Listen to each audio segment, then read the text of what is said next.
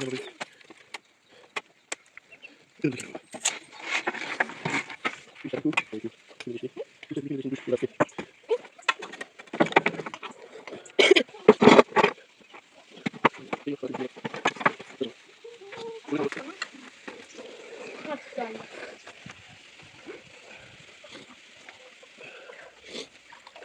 نگاه کن.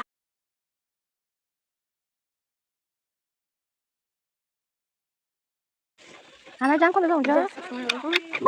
بچه اون جایی دیگه دیگه. برگردیم. من نبودم. اصلا نیدم شما بابا. من نگفتی دارم ندیدی. آقا بیشتر سی خود بود.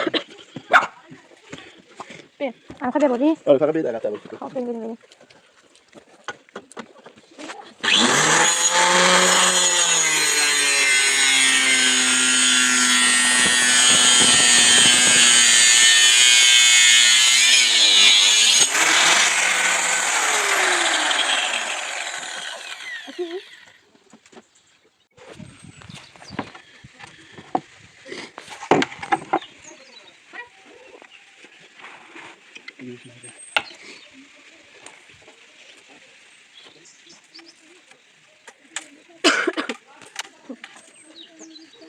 چی شد؟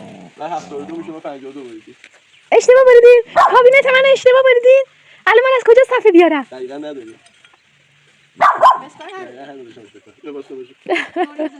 من چی کار کنم؟ من چی کار میکنیم؟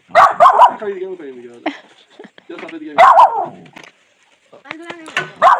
همه کله لباس من پر از خاک شد بخاطر اینکه کابینت من اشتباه ببرید. اینو واسه صفحه پایین خانم چیز باقی میخواید روشن کنیم سیمو اینجا بذاری پشت پات واسه اینکه اگه اینجا باشه امکان داره سیمو ببره